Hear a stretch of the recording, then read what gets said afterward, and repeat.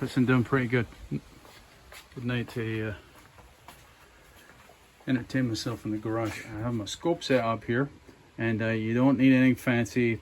A very basic scope will be well capable of actually doing this, guys. I just happen to be using this one because it's kind of ideal for video purposes.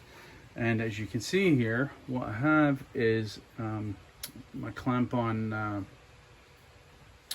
my amp clamp. And what the amp clamp does is, instead of putting something in series in order to read traditional amperage, you can just use the clamp on amp probe as you can see in the way I actually have it. So what I've done here, guys, is actually in the box I actually have my fuel pump fuse removed, and there's another fuse up in here, and all this is doing is giving me the opportunity to have a loop here. It's just another 15 amp fuse. I will say there's more than just the fuel pump on this circuit, so there is a bit of noise on the screen and you can see it here, but we can ignore this, right? We can, and I can remove a relay in order to minimize the noise that's on this line for the second part of the demonstration I'm going to show you. So you don't need, again, you don't need anything fancy here, guys. In fact, at the end of the day, all you're going to need is a scope in order to see this. You're not even going to need the clamp on amp probe. That's the whole point of this video. Can we actually see the segments in the fuel pump without a clamp on amp probe? And I think the answer is actually yes, surprisingly, right? So let's just stick to the traditional test here, just so we know what we're talking about. This is a very traditional approach, again, to look at the segments on the fuel pump, DC fuel pump, when the conditions prevail to actually allow the fuel pump to run, i.e. the prime when you first turn the key, or the crank sensor is telling the engine control module, yeah, the engine's running, turn the fuel pump on. It's a fuel pump relay. You'll probably hear it click. That actually applies the 12 volts DC to the pump. The pump is a commutated DC pump. My laptop based scan tool up here, because there's some limited bidirectional control, it can simply allow me to turn the fuel pump on and off simply. But again, you can do this test. All you need is basically somebody to use, somebody to turn the key and give you a prime on your car if your car will prime like that. Another note I should mention, guys, this car is 15 years old. It has a traditional commutated fuel pump. If you have a newer car that is electronically commutated, fancy pulse width modulated or DC duty cycle controlled pump, this test is not going to be applicable to you. Better for you to see the visual presentation of me turning the fuel pump on here. So again, the clamp on amp meter is measuring the current, guys, to the fuel pump. That circuit does supply a few other circuits. They're not really active at the moment, with the exception of a few tiny spikes on the line there that you can see. For the most part, at the moment, all it is a fuel pump, okay? I'm kind of over explaining it, but I'm trying to be clear here. I'm going to turn the fuel pump on. So there's the fuel pump current. This clamp on amp meter is currently set on the setting that is 100 millivolts per amp, okay? Scaling on the scope here, guys, I'm at 1 volt full scale. So can you see the, I have the 0 line offset here, just again for a better presentation. So we have about 600 millivolts. That translates to 6 amps, right? 600 millivolts. The pump is pulling about 6 amps. Great. These are the segments of the commutator as the pump is actually rotating. It's momentarily interrupting the circuit, and this is what causes this, induces this type of signal on the line. So there is typically very distinct humps from each commutator. Some of them are less distinct than others, guys, but I'll show you what I mean here on the screen. Look at this particular hump here. There's quite a distinctive little spike. If we follow it back, there's another hump with a little spike. So let's see how many segments. 1, 2, 3, 4, 5, 6, 7, 8, 9, 10, 11, and back to 12. That's the same segment. I can scroll through here. I actually have this in pause mode at the moment, but I have the wherewithal to step through the frames here, guys. Let me step through the frames here again, just so you can see I'm not talking any shit. Why would I? That would kind of undermine the point of the video. We see elsewhere, there's a wee bit of an anomaly there. Can ignore that. We're just looking for distinct humps. There's our little spike again. Let's see if we can find it again. There we go. Right, same deal. Looking at the same trace here, guys. This is just a little further down the lane time-wise. By the way, I have what have I got? It's 1 volt, and I have 20 milliseconds on the time base here, just so you know, guys. And so 1, 2, 3, 4, 5, 6, 7, 8, 9, 10, 11, and again 12. So 12 humps apart, same segment on the commutator. Make sense? This is probably not new to some of you guys. Some of you guys will be well familiar with this. If you're interested, you can look at the delta T, the difference in time that this actually takes. And there's a formula, maybe I'll put on screen here for those guys that are interested. You can actually figure out the speed of the pump. I'm not really interested in the speed of the pump. What I'm interested in is the nominal current draw, about 6 amps. That sounds half sensible to me. Maybe a wee bit high, but half sensible. And more importantly, the fact that there's no dropouts. If you end up with a dropout here, what you have is a bad segment. So the brushes, or the commutator copper segment itself on the commutator, is going sour, and what you could potentially end up with is a no start condition if the pump happens to stop on that part. You guys have all seen the videos where the guys beat on the fuel tank with a mallet or their hands, and you can just get that tiny wee bit of rotation and the pump will start rotating again and you start the vehicle. Okay, this is just the backstory of this video, guys. This is not the primary focus of this video. This is just a traditional approach at looking at the current draw on your scope to check the nominal current draw and the segments are all healthy. This car has almost 400,000 kilometers on it, guys. I'm quite surprised it still looks this good. Knock on wood, right? Right, so that's just the backstory. Again, all I've done is use a loop so I can access the circuit easily with my current clamp. That's the fuel pump fuse, and the current clamp is monitoring when I actually actuate it from the scan tool. But you can do so from your key if you have a prime function. You don't need the scan tool. Just prime is good enough to capture the waveform. So I hope this all makes sense, right? Just a current loop in order to access the circuit. Clamp on current clamp. Scope is set up. Again, this is just so because of the scaling on my scope. Yes, the snap-on scan tool or snap-on Modus has facility to actually select the clamp on amp probe and the scaling for it, where I can see this in amps. But I want to keep this simple, guys, because not every scope is going to have that facility. I just want to make it so you can understand it. The scaling on the probe, 100 millivolts per amp, and you can see here that we're about 600 millivolts, translates to about 6 amps of current.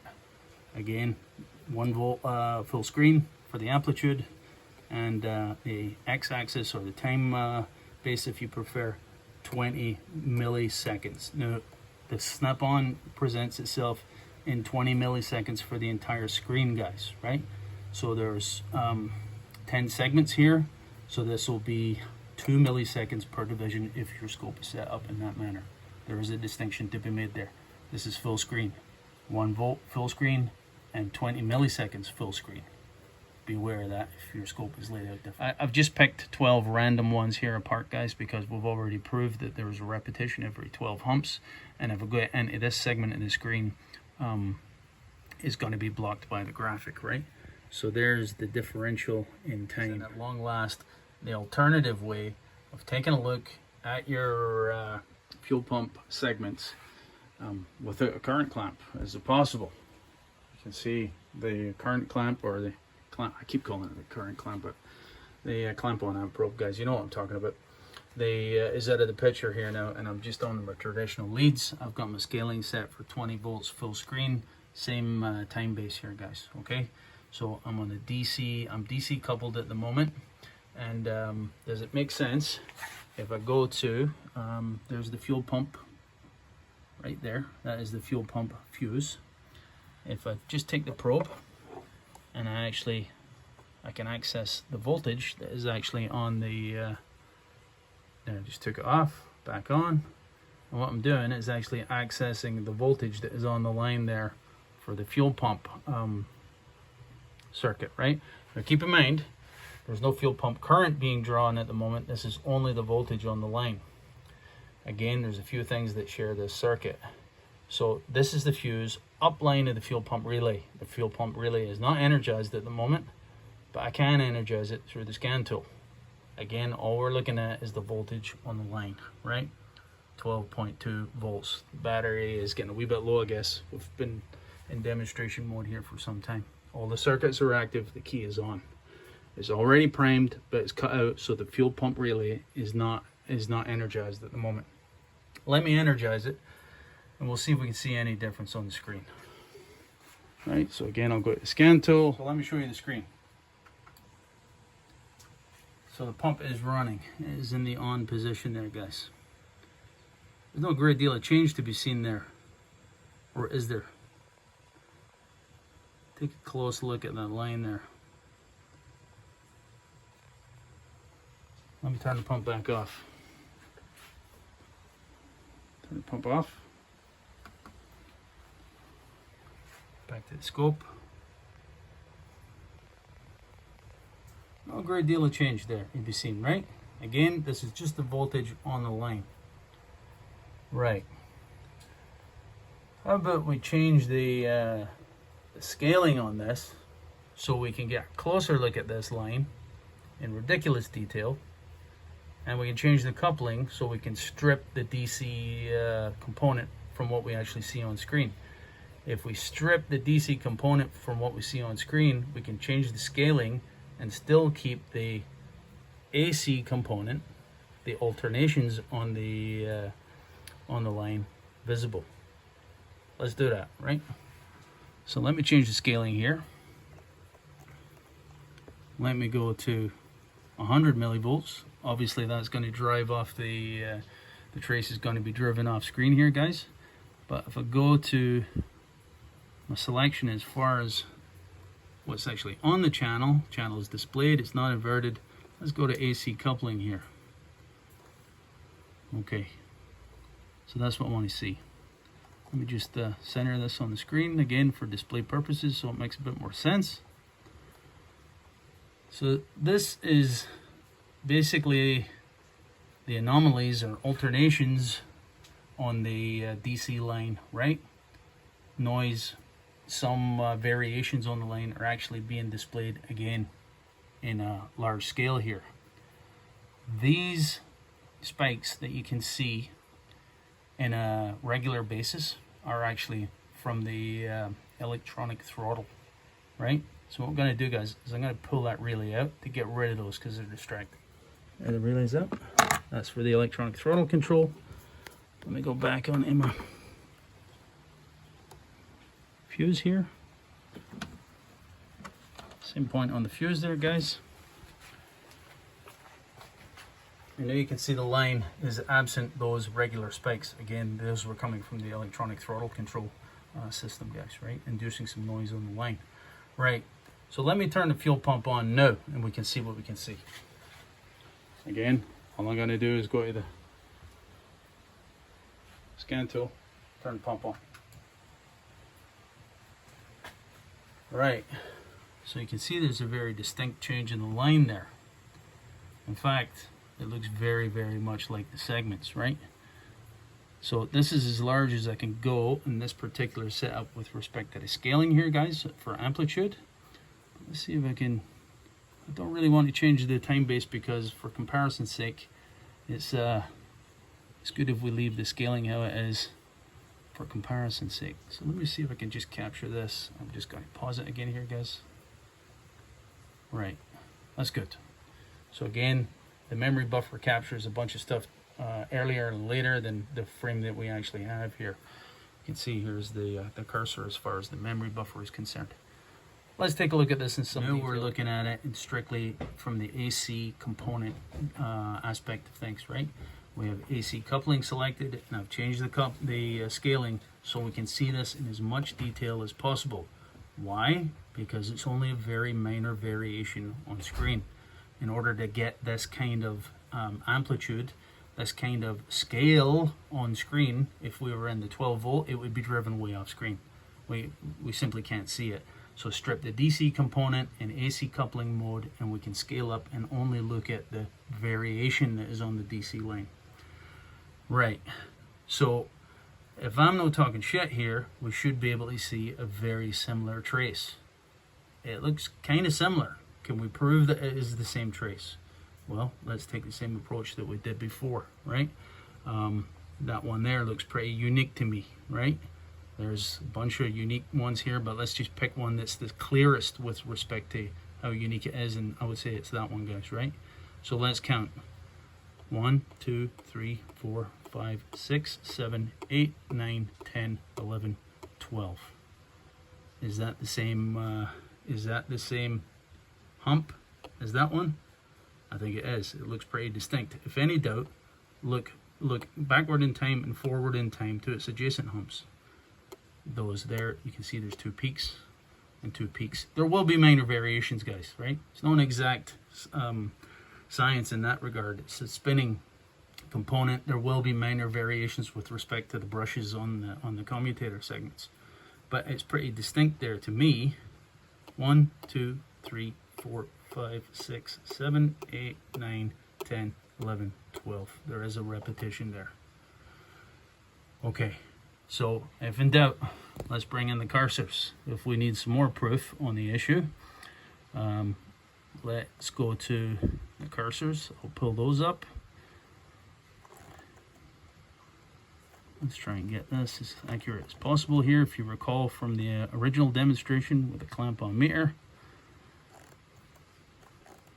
the time spacing was 12.21 if I recall. Now this might be a wee bit longer because the battery might be that much lower. The pump might be spinning just a wee bit slower.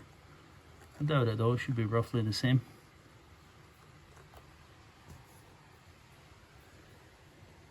.17,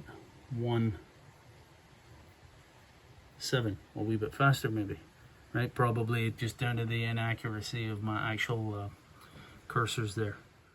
So what we have in reality on screen here, guys, the trace is just minor variations in the voltage on the line due to the different loading from the fuel pump.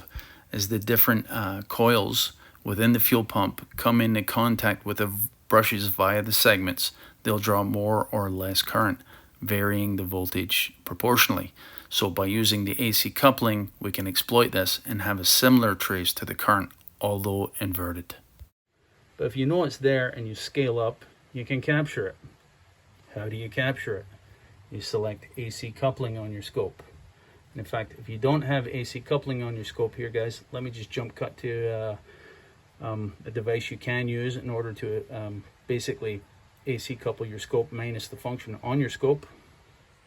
Okay, so not all scopes out there, guys, are going to have the wherewithal to select AC coupling, which again strips the DC from the signal that's going to be processed by the scope and displayed. If you do not have that capacity on your oscilloscope, and some of my scopes don't, you can actually physically AC couple your probes via a physical coupler. Well, this is basically a little capacitor network, and again all it does is strip the DC from going through to the oscilloscope physically, as opposed to this may be an emulator, or perhaps it does it electronically within the scope. I really don't know, to be quite honest. But this will do it physically if need be. They're available a couple of different places, some of the better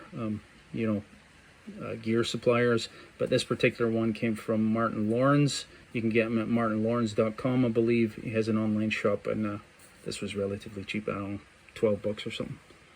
Right, that makes sense. If you need to use that, go ahead and use it. You can essentially carry out the exact same thing. This scope has the facility to AC couple. It's stripping the DC component from the image. When we do so, we can now actually take the scaling to the extreme in order to see things sized up. Once you see things sized up, you'll see that very distinctive trace.